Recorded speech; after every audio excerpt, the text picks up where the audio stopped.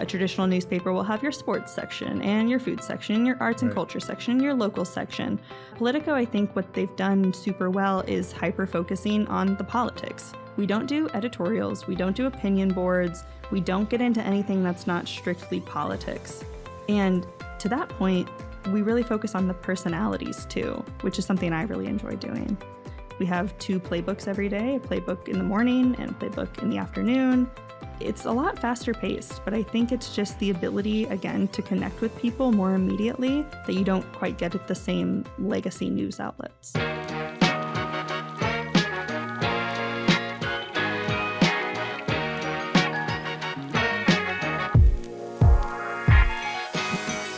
Hello and welcome again to another episode of Sacktown Talks. Today we're glad to be joined by Politico's own Laura Cordy. Laura, thanks for joining us. Welcome to the program. Much. Thanks, I'm happy to be here. I know. So just give us a little background about yourself. How did you kind of come in journalism and specifically Sacramento politics? I always tell the story of when I was in high school, I was in this English class and we had a fiction writing assignment. And I did so bad that my English teacher was like, you should try nonfiction. So went across the hall to the journalism room, and the rest is history. I grew up in Wichita, Kansas, which people are very surprised to hear. But people do come from the middle of the country. I'm here to spread the word to Californians. We exist. I was working in Austin, Texas after graduation, covering higher education. Texas is its entirely own beast of politics. And I think they're impeaching their attorney general today. Could you imagine that? Could you imagine us impeaching Rob Bonta right now? But from there, came out to Sacramento, worked for the Sacramento Bee, and I have been doing Politico's California Playbook for about a year and a half now. And I love it. The team is awesome, and it's so great to write this every day for the Capitol audience. And so where did you go to undergraduate?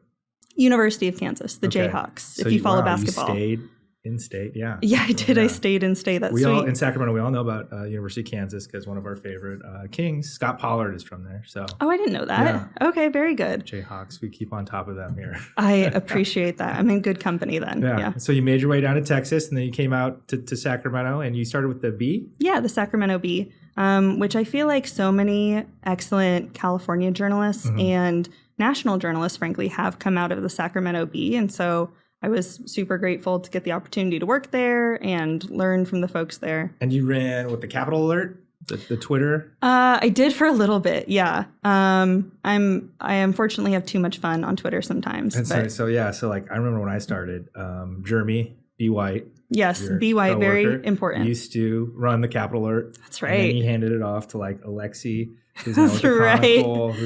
He's at Cal Matters now, yeah. And it's just kind of like the lineage of the Capitol Alert. Yeah, it went, I don't know who was before Jeremy, but yeah, Jeremy to Alexi, maybe Alexi. Before me, it was Hannah Wiley. And Hannah Wiley, of course, is at the LA Times now doing fantastic work. And now, I went to Politico, and now it's being run by Lindsay Holden and Maggie Angst, and they're doing fantastic work. The Bee churns out fantastic journalists. So no, it's like whoever does that Capitol Alert account, it's just like... It's like the magic the stepping touch. Stone to to the top, I suppose so. Yeah. Yeah. So who's doing it now? Do we know? Who's taking that over? I mean, I think I mentioned Lindsay and Maggie at the Sacramento Bee are doing a great job with it. I feel like the Bee has a really, really solid politics team right now. Sometimes with any newspaper, the teams of people come and go in waves. You have more of a robust team one year, and then people leave and it kind of shrinks a little bit. But they have a really strong cohort of people going right now, which I'm thrilled about. Clearly, Politico is very interested in California. If you haven't noticed by our train, we care a lot about it. But I'm thrilled to see other news outlets also investing and keeping a really strong team focused on California politics. So you've come into this we'll just call it new media, right? There's no newspapers really anymore. Nothing's printed. It's all online, right? It's all on Twitter, right?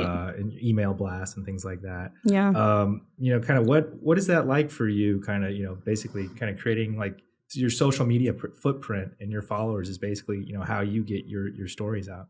Yeah, I mean, I think it's more fun. I have a good time with it. And part of the kind of beauty of digital journalism is the ability to hear back from your readers pretty immediately, which blessing and a curse. But I enjoy like that sense of fostering community and communication, whereas before, with traditional print media, you have to wait a whole day or you don't have that same kind of relationship building with your audience. So I know there are many journalists who will say they can't wait for Twitter to die. Right. I am not personally one of them because it's like where all my people live. It's how I talk to people and it's how I engage with them. But I guess it's kind of like, I don't know, like since Elon Musk has taken over Twitter, it's kind of like taken a little different of a tilt and kind of, people are going to like Threads and like other places. No, I did. I'm on Threads too. I haven't been on in a minute. So like, are you having to be on multiple platforms now to kind of deal with this? Yeah, I should be better about posting on like Instagram and things like that. A lot of lawmakers are on Instagram. A lot of lawmakers are on TikTok. Yeah. I have a TikTok, but only for scrolling. I don't make things or interact with people. So yeah, I feel like you have to kind of diversify. I feel like a lot of journalists feel this way, where you have to kind of be in a lot of different spaces where people are talking. It's difficult. So I've noticed something that, you and Jeremy have done differently this year. It's kind of like you guys are kind of reaching out kind of post-COVID and trying to kind of integrate yourselves more into the Capitol community. You guys have done happy hours and things like that. Can you kind of tell me the thought behind that? Yeah, absolutely. I mean, that's really part of Politico's broader plan. They are investing in California and expanding our team. We brought on the wonderful Dustin Gardner, who is helping write Playbook now, from the San Francisco Chronicle, Melanie Mason from the LA Times, fantastic. We're building out our climate and energy team. And really, it's just about, like I said, building that community. And I think there's like a real desire for that, especially post-COVID. A lot of the spaces folks used to gather in don't really exist anymore, or just our habits and our routines have changed.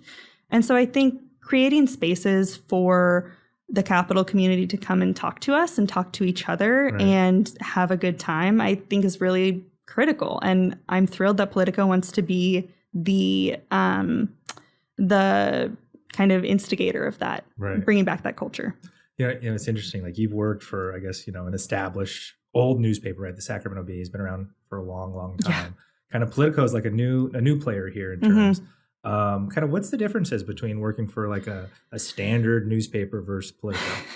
Weirdly enough, I get less hate mail at Politico. I don't know why that is, but I still get some hate mail. Like in the mail? No, like hate emails. I think there's like a contingent. I won't get into the readers, but the obvious difference is that a traditional newspaper will have your sports section and your food section, your arts and culture section, your local section. Politico, I think what they've done super well is hyper-focusing on the politics. We don't do editorials. We don't do opinion boards. We don't get into anything that's not strictly politics. And to that point, we really focus on the personalities too, which is something I really enjoy doing. But we definitely have a lot more products. We have a lot of newsletters. You can subscribe to our climate newsletter now. We have 2 playbooks every day, a playbook in the morning and a playbook in the afternoon. It's a lot faster paced, but I think it's just the ability, again, to connect with people more immediately that you don't quite get at the same legacy news outlets. Right. And so I guess like the types of stories that, you're working on, your colleagues are working on, kind of what are you guys looking for? Kind of when you're the good gossip, like the good backroom talks, like who's stabbing who in the back. We hope nobody's doing that. Right. We hope everybody is getting along and being professional. But I think the thing for me that I really like about politics, and that really was like a game changer for me to realize, was that these are truly it's drama. It's drama and it's people. Right. And the idea that like people are behaving perfectly all the time, even behind closed doors, is simply not true. And I don't think that makes you a bad person. It's democracy. Democracy is humans. And so I really enjoy the human element of that and kind of demystifying the politics of it. Right. So we look for the people. We look for the personalities. We look for the dynamics. We don't want to just reprint people's press releases. We want to know, the back and forth and the fighting over what to put in the press release. Right. That's what we want. So like, it's very notable. Like you have like on your Twitter, you have a pinned tweet that says like, if you know something, DM me, right? Yeah. So like, what are you kind of like seeing in the DMs, and like, how does a DM turn into an actual story? Yeah, I'm seeing a lot of people, they'll flag things to me. It's honestly a lot of self-promotion. It's a lot of people, wanting me to talk about their race that they're running or their thing or whatever, which no shame in it. Like, you know, you got to get it where you can. But we also have this tip line, which is really exciting, that we started with our revamped playbook. And the weirdest tip that like turned into a story, and you're going to laugh about this, was that we had somebody send in a note that said, 10 California lawmakers have told me their favorite Taylor Swift songs, and like 40% of them are Shake It Off, and like 20% are this. And I said, how do you know this? And they sent me back a spreadsheet, and it led to this conversation with this Berkeley data science student who had spent years like trying to chase down lawmakers' favorite Taylor Swift songs. And we ended up just like kind of riffing on that for one of our playbooks when it was very slow during recess. I will cop to that. It was a very slow time. But, things like that, I think you just don't get without having that kind of outreach and back and forth. Right. I also get a lot of people telling me, like, you know, they saw somebody at a coffee shop, or they overheard. Like I just saw like Mark Bourbon order a latte kind of thing. Somebody once sent a. I think I'm trying to make this anonymized. Somebody once sent a tip in that said, like, do you know this lawmaker's car, like their make and model or their license plate? And I said, no, why would I know that? And they said, because I think they just tried to run me over in a crosswalk and they yelled at me. And I was like, I don't know how to confirm that. I'm so sorry. I'm glad you lived. If you figure out if it was them, let us know. Yeah. But like, there's lots of things like that, little grievances. So it's mostly like random people. It's not like lobbyists or PR people like DM you or staff DM you. It's all of them. It's certainly lobbyists, staffers, candidates, loved ones, Twitter activists. It's everybody. And I like to say that I always have an open ear. You know, you never want to like pass up the opportunity to get a tip, right? So it's kind of I don't know. I appreciate the variety of people in my DMs. So like, I don't know, like all of us kind of in the lobbying world are always thinking like the issue we're working on is story worthy. And we always like want, you guys to write our story. I'm sure it is. Yes. How do you decide this is a good article. This is not worth writing about. Yeah, I think I decide whether people, care about it. And the thing that I always tell lobbyists is there has to be an element of tension. If you have a bill and you're putting out a press release that's like, wow, everybody loves it, it's going to sail through, I'm probably not going to write about it. Just because, there's nothing interesting going on there. A good metaphor that a former editor of mine used to say was, it's not news when planes take off from the airport every day. It's news when one of them crashes. So like if you're getting good news every day, like it's not newsworthy. And, we like the tension in the players. If you have important people involved, the speaker, the pro tem, the governor, that kind of thing. Yeah. So this brings me to like one of my favorite moments lately. Like you were tweeting out like, hey, if you have some info on this, DM me. And Lorena Gonzalez was like, why don't you ever ask for happy, good news, good stories? Did she say that? Something to that extent, like, why can't we just ask for happy puppies? I feel horrible because like, happy puppies. Doesn't generate clicks. Right. Well, it's not even like, nobody cares about that. Right. When you're going to have a drink with a friend at happy hour, or you meet up with somebody to go, have dinner or something, you're going to be like, oh my God, guess what I heard? Right. You're going to gossip. And not that, we print rumors, but I think like that gives us an inkling of what people care about, what people want to read. And I don't think that means a lobbyist has a bad bill. Lots of people come to Sacramento with genuine good in their heart, and they want to make a difference and they really care about their cause. And maybe it is a really great cause.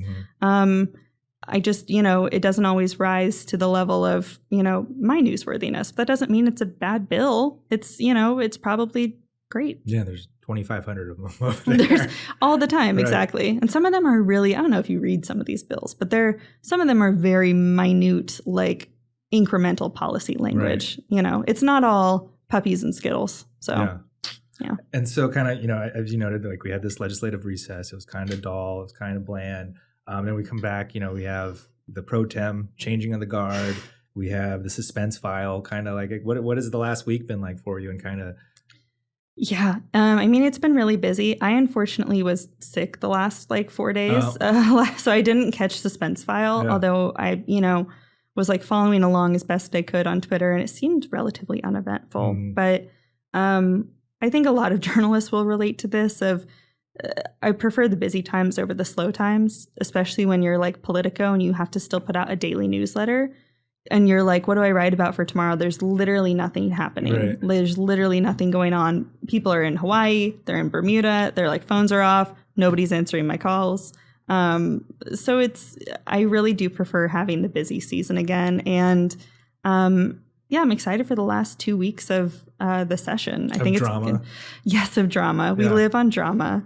Yeah, so it'll be good. So any good rumors coming through the DM line for these next 2 weeks? I can't tell you. You can't? No, that's privileged information. You can read about it in California Playbook. Yeah. Shameless plugging all the time. So I guess how does like, a tip or a story actually, or a tip become a story? Like at what point, like what do you need? Like for example, if someone wants to say a story, but they're like, oh, I want to be anonymous or something like that. Like, yeah, they have to have a good reason to be anonymous. It has to be like they're in danger or they're going to lose their jobs or, they have a really important piece of information.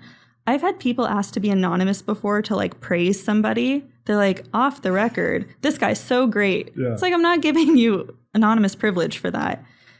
We have really strict rules, and it has to be approved by, several level of editors if you want it to be anonymous. But I mean, in general, when we get tips, it has to go through a certain process of verification. Right. I think sometimes there's a misunderstanding where people think I hear a rumor and I just print it. But, we do our due diligence and we go to people who know, we go to people who it's about, and we ask them to weigh in. And sometimes they don't always weigh in. Sometimes a lot of times they don't, right? A lot of times they don't. Right.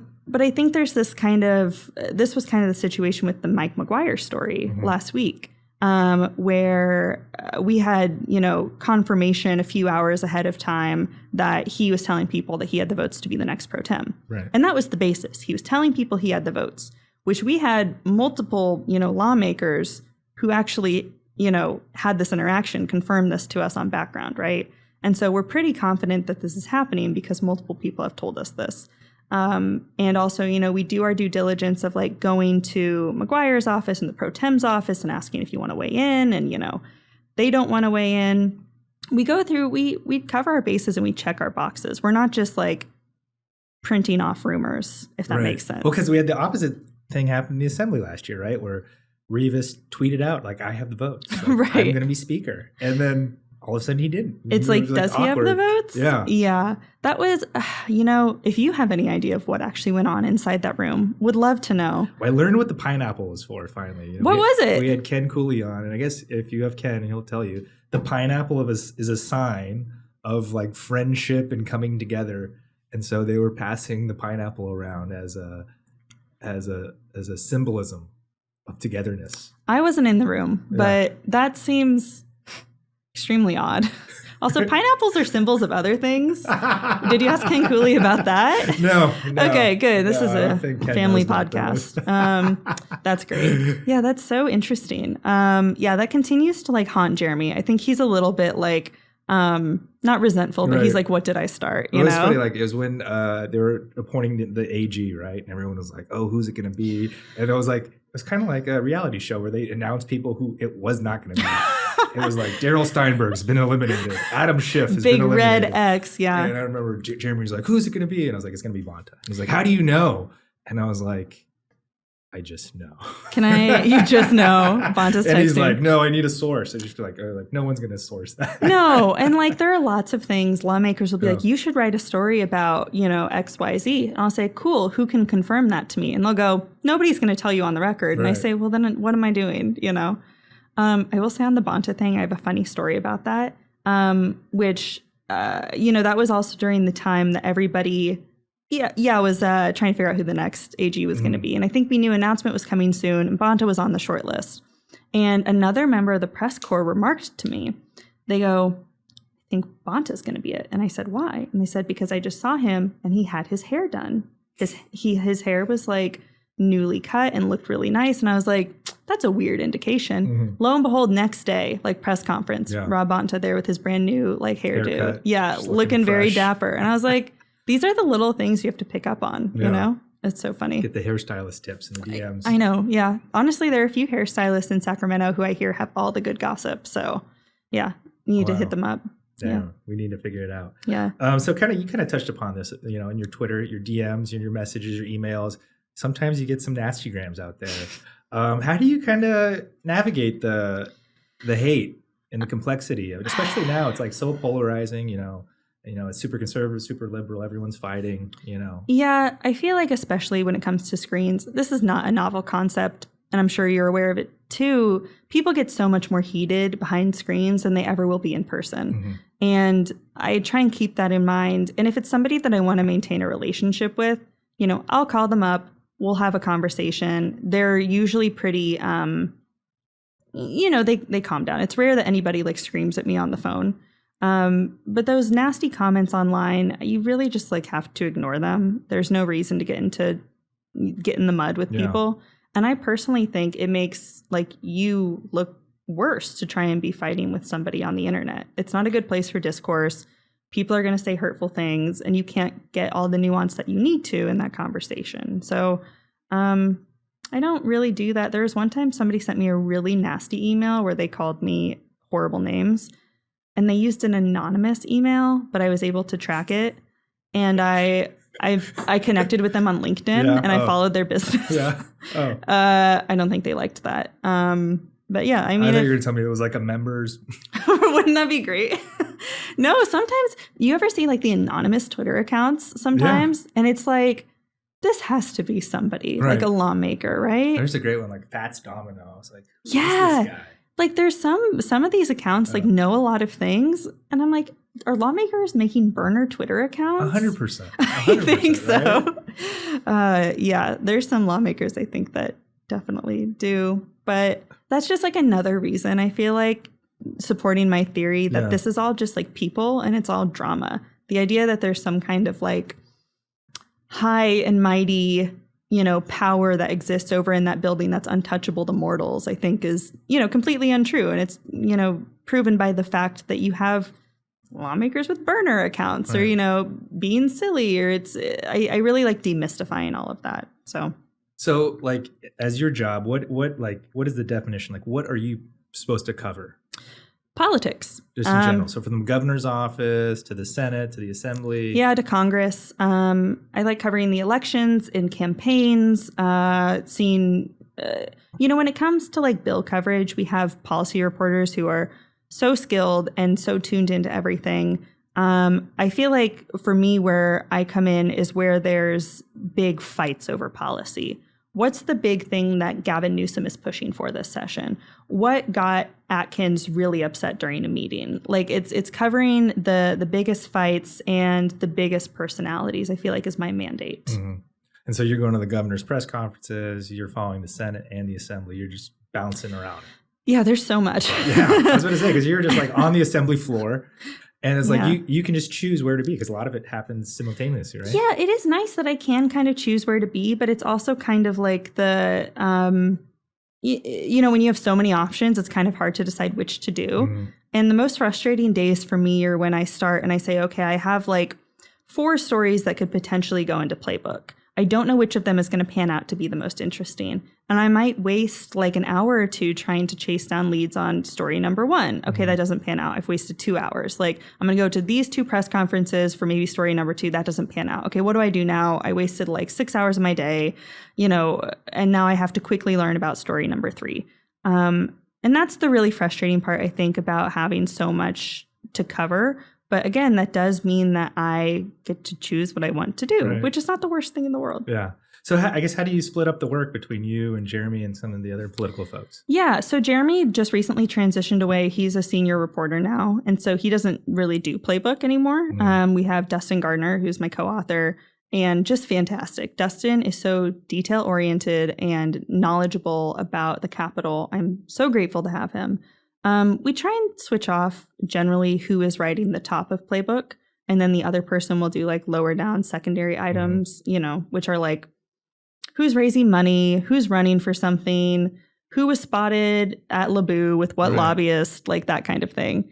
But it's really very collaborative. I think that's something else I like about Politico's operation here is that we have like 6 people on a call every day at noon to say, okay, what's the most interesting stuff? What are we putting in Playbook tomorrow? And in some ways, it's super similar to putting out a print newspaper. Mm-hmm. This was what it was like. Honestly, it was when I was an intern, they were starting to really get rid of print. But it feels very similar to putting together like a college paper. Like every day you're trying to figure out where to put stuff. So is Playbook 100% of your focus? Just like a...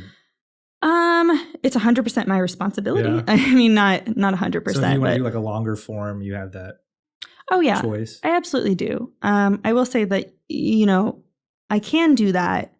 Whether I always have the time to do that depends on what's going on, right? So like a staple of Sacramento used to be like the nooner.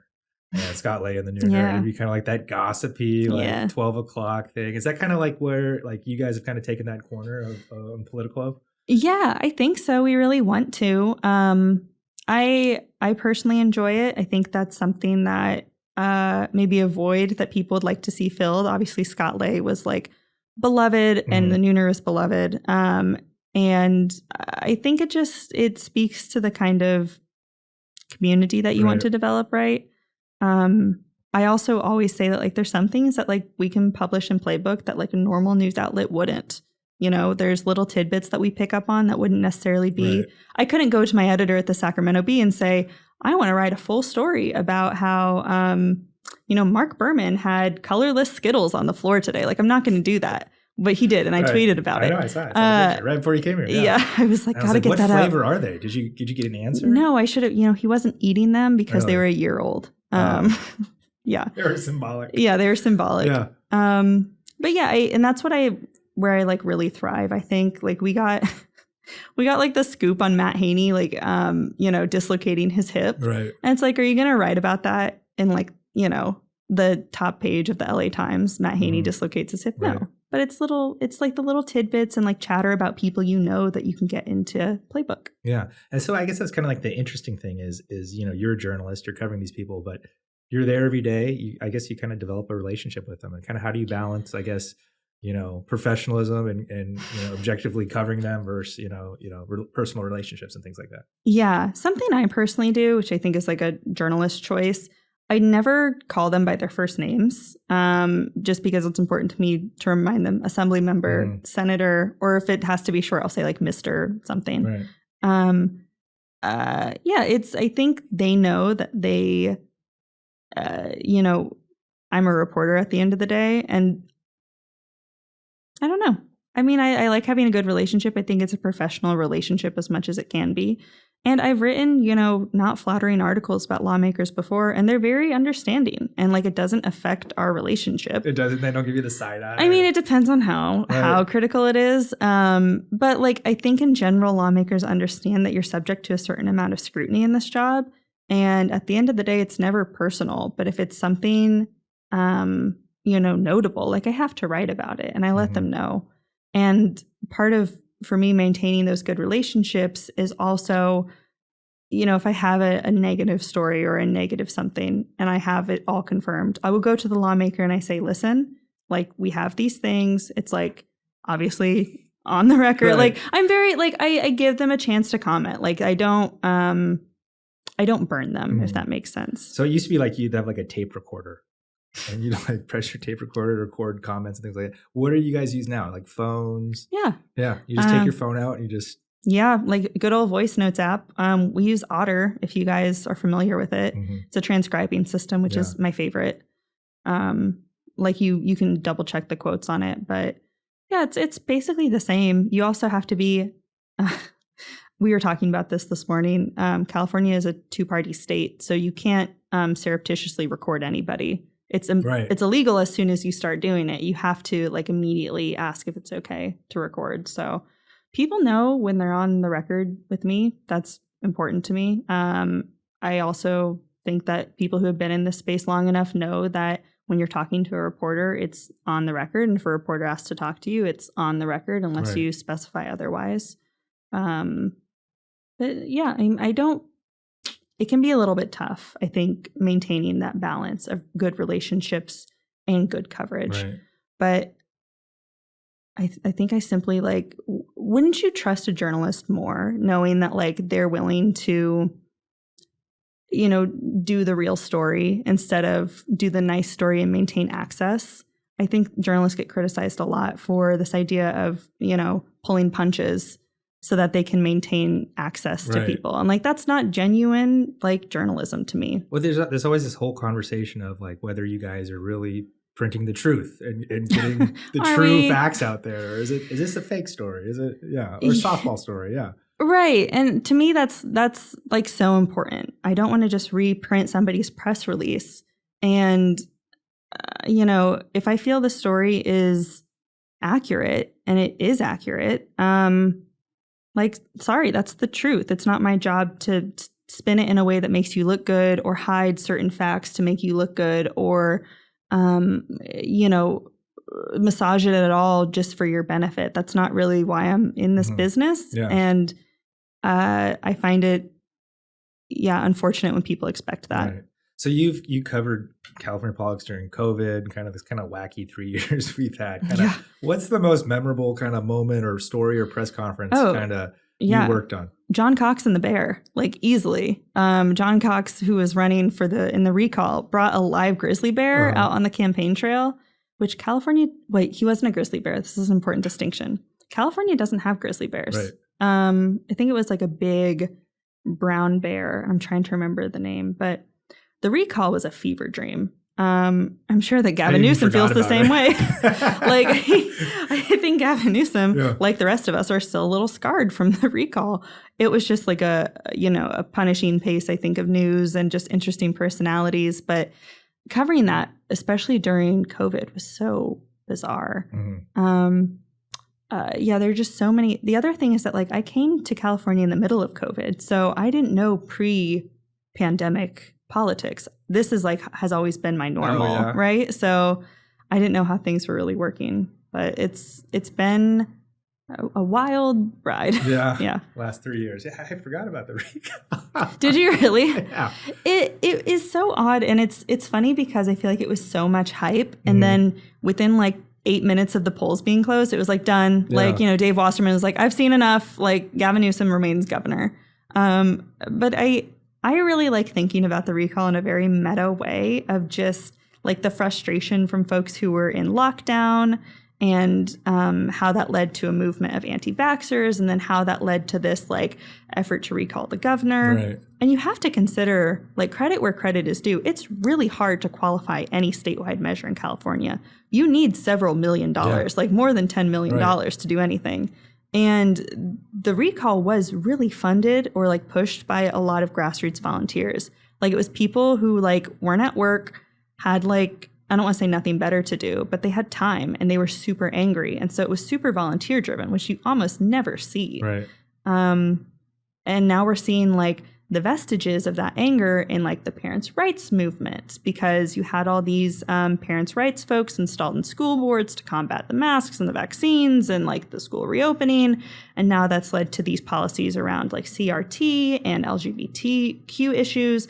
And so it's like this whole fascinating evolution that came out of the pandemic that is coloring California, which ends up coloring the national political scene. I mean, I geek out on that kind of stuff. Yeah. Well, it's just fascinating. I don't know, just since like I've been here, you just see like guys like Alex Padilla, Kamala Harris. Totally. When they're just, not even state senators or, just district attorneys. And now, they're in the Washington political scene. And, who's going to know what's going to happen here the next year and a half here with this presidential race and kind of what sort of announcements we're awaiting. How do you feel about a Gavin Newsom run for president? Do you think he's going to do it? That's the biggest rumor is like, what is he doing? Why is he debating Ron DeSantis? Like, why is he going on these trips? Like what, and Joe Biden's 86. Like Joe Biden is 86. What's up with that?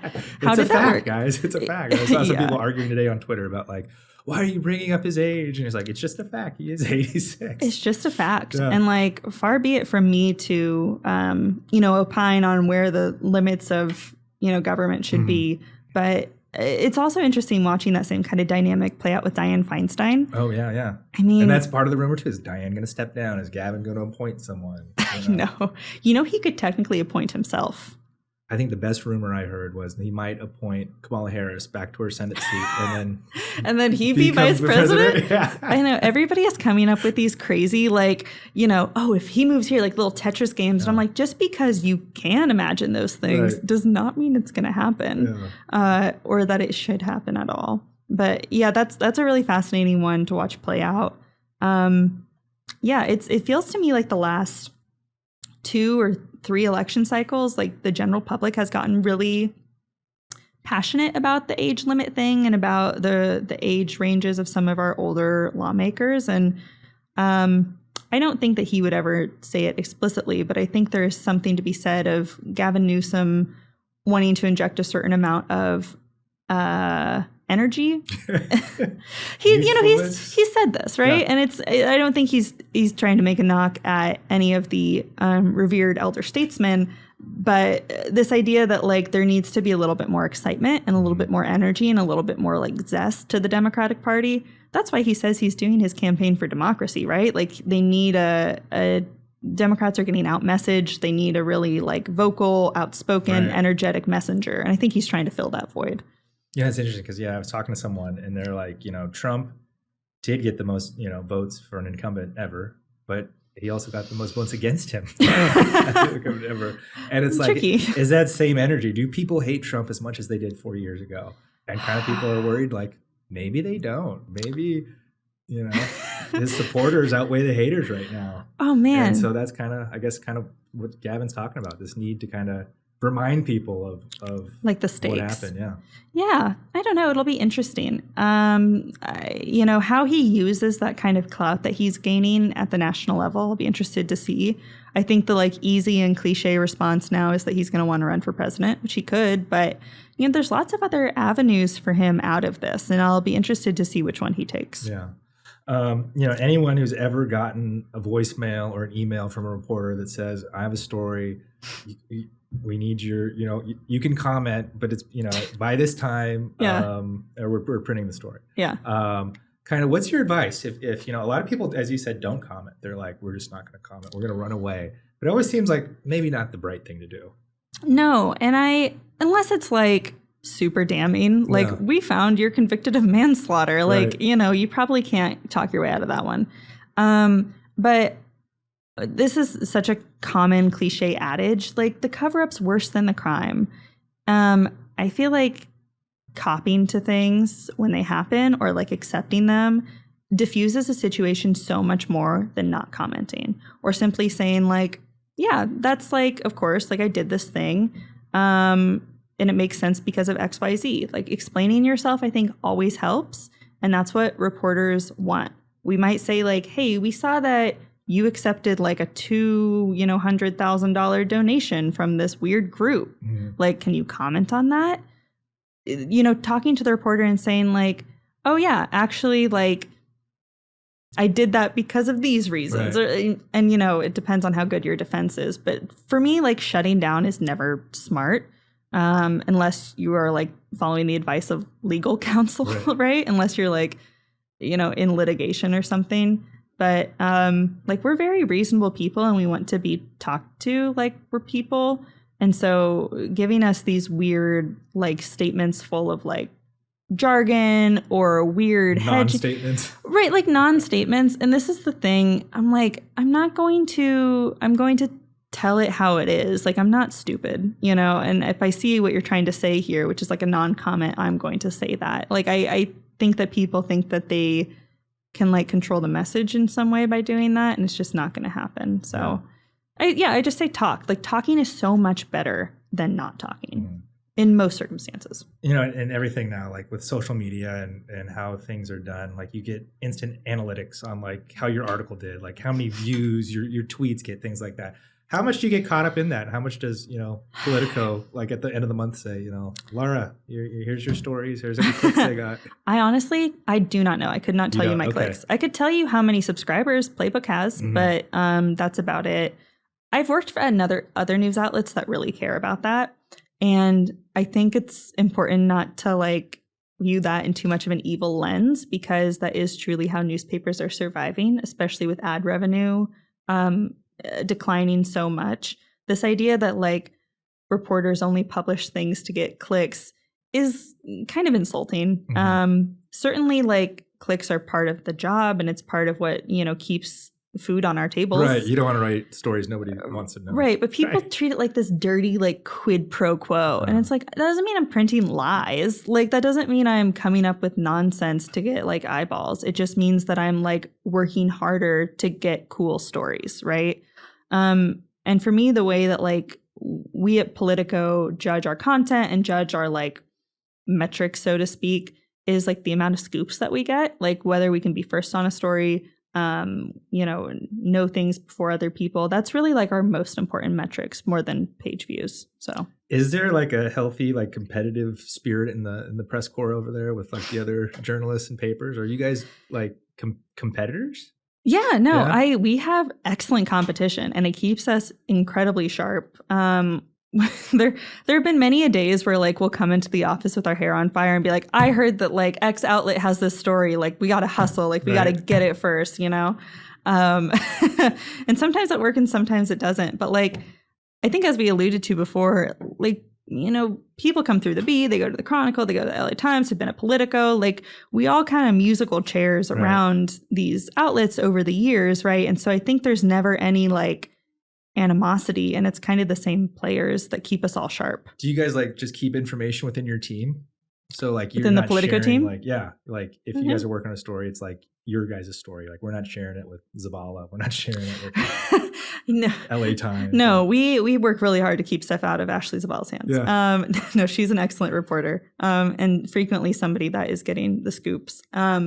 No, I think it's, we have, like, it depends on how competitive the story is. You'll hear that a lot in newsrooms of, is this piece of information competitive? Should we try and publish it before other people? Are other people trying to get the story out as well? But if it's things like, there's really good solidarity in the press corps, I would say. Like, we're not fighting with each other at all. I think we're very much, like, on the same page, and we'll back each other up. So if we heard that, like, oh, there's a last minute press conference with the governor that, like, maybe they forgot to send out a notice, which happens, like, and it's, or if there's, like, a last minute, like, if there's a public event happening that, like, the press corps should be at, we have, like, group messages where we'll be like, hey, governor's office is having a thing at 3:00, like, be there, blah, blah, blah. So it's good congeniality. I mean, I really like that. And I think that it makes us a stronger news environment. This is the big thing to the press corps, is, like, transparency and open access is, like, the number one priority of reporters in Sacramento. And so we, like, back each other up to that end to what degree we can. Yeah. I really appreciate that. It's funny is, like, I think you were tweeting about, like, the Public Records Act and, like, what information you can get from lawmakers and things like that. Yeah. And it's basically, like, there's an exemption, right? You can't get anything. Yeah. Except, like, support letters, things like that. Right. And I will say that, like, there is legislative privilege when it comes to, like, the deliberative process. But, it's frustrating to me, like, having covered other sectors of public life, you can, normally request, communication and, like, find out what people are talking about. And the legislature is very opaque to that degree. And it is hard to get letters of support or letters of dissent from people. Even, like, official communication on legislation is really difficult to get. And so we're always pushing for more access for that. It's also, it's super typical to have agencies kind of reject you for not good reasons, right? But the process of trying to challenge that in court is so arduous, and a lot of newspapers don't have the resources to do that anymore. And even though I would say Politico is well-resourced, you have to pick and choose your battles. Like, Politico might not want to go to court over my little, like, request for somebody's calendar, right? Like, that's a lot of time and resources. And so, it's kind of like when we all row together, it helps, right? So that's interesting. I guess for kids in college going through journalism school right now, and they want to become political reporters, kind of what advice would you give them? How can they become the next Lara Cordy? Yeah. I think, like, writing as much as possible is really critical in any way that you can. Even if it's not, like, your best writing, find a way to do it. Even if it's not your dream outlet, find a way to do it. my worst grade in college was journalism 101 because I was skipping class. It, huh? Yeah, I got a 67% in that class because I was never there because I was writing for the newspaper. No, I wasn't partying. I was getting scoops, and I don't know the history of the radio, but I know that I broke big stories that year. What was the biggest story you broke at Kansas? We got this good story about how the school had, this is so dumb. They basically had the state legislature wouldn't give them a loan to build these big fancy science buildings. And so they went to a different state. I think they went to Minnesota and took out a ridiculously large loan. I think it was several $1 million or something to build these beautiful new buildings. Mm-hmm. And their logic for doing that was they were going to have a big influx of foreign students, and foreign students pay a lot more than in-state students. And so they were going to basically bet against that risky loan with this promise of all these foreign students. And then Donald Trump was elected and nobody wanted to come to America anymore. And they were in a $100 million hole and they had to start laying people off and they couldn't fund basic programs. Wow. And they wouldn't they were just I don't know, we ended up in this $100 million hole. But we broke that story that they took out a risky loan and then banked it against foreign students, which is kind of crazy, honestly. Yeah. So yeah, that was a good story. There's always good reporting around fraternities, right? But don't let the grades discourage you. No, don't let the grades. Sorry, was that any good advice? Also read a lot. When you think about what kind of stuff you want to write, you should be reading that stuff every day, absorbing what it takes, studying it. I think that's really important. AI is taking the writing world by storm. Are you using it? Are your colleagues using it? I am personally not. I don't even know quite what you would use it for. Is the Playbook human at this point? Am I human? Are we dancers? I don't know. Sometimes I don't feel like it, but that's for a different time. No, I don't use AI at all. I know Politico has talked about it. We've had discussions from our editors and higher ups. Not necessarily how we use it in reporting, but just hey, this thing exists. Mm-hmm. We should think about what to do with it or what we can. I don't know if that's resulted in anything concrete, but it's the same that's happening, I think, across all news outlets. Yeah. Have you used AI for anything? What do you use it for all these questions? I've done that before. I'd be hey, I'm having Laura Cordy on. Give me 10 questions. And wow. Boom. It's great for members. It's great for bill analysis. Give me a bill analysis on AB blah blah. In 10 seconds. Wow. It's really great Take for that, arguments LAO. And counter arguments. Be what's a good argument for this bill? What's a good argument against this bill? Yeah. It's amazing. Wow. Yeah. That's good to know. No, I don't know. We don't use any of it. It makes me, this is one of those technologies where I'm just because we can, should we? Mm-hmm. I also don't love the idea of relying on robots to think for us, not in a Matrix way, but just that I think our brains are already kind of lazy and we rely on technology for a lot of things that we should not export our creative thinking to robots. I think that would be bad for our brains. Yeah. So what if you could go back to high school and you could use AI to rewrite that creative story? Can you imagine the difficulties high schoolers are? My whole life would change if I had AI. I'd be a fraudulent best-selling author. Right. I don't know. Yeah. I'd just love to hear what that story was about one day. It was so bad. I think about it now, and it wasn't historically accurate. It was bizarre. Thank God that I did so badly on that. Yeah. Let's do that. Yeah. Well, awesome. Well, thank you for taking the time and joining us. If some of our listeners want to kind of check you out and see what you're doing online, where should they look? Yeah, you should subscribe to Politico's California Playbook. We land in your inboxes every morning at 6 a.m., Monday through Friday. And then if you want to follow me on Twitter, I'm Laura_Cordy on X or whatever that is. Mm-hmm. On X. Yeah. Get her on X. It's a good follow. Highly recommend it. If you don't like it, come to Threads. I'm there too. I'm on Threads. Everything. Instagram. Maybe coming soon. I'm on Instagram. Yeah. It's by Laura Cordy if you want to follow me. I post a picture of my cat every once in a while. Yeah. So you and Jeremy just have rival cat photos. You guys swap. I know. It's so embarrassing that we're such cat people. Oh, vote now. Who has the better cat? I can't wait for that poll. It'll be great. Jeremy's cat's pretty special. Jeremy cares so much about his cat. I love my cat. It's a weird cat. But I don't. Yeah. I don't know. That's great. Good for him. Thank you so much for having me. All This right. was fantastic. Thanks, Laura. Thanks. Great.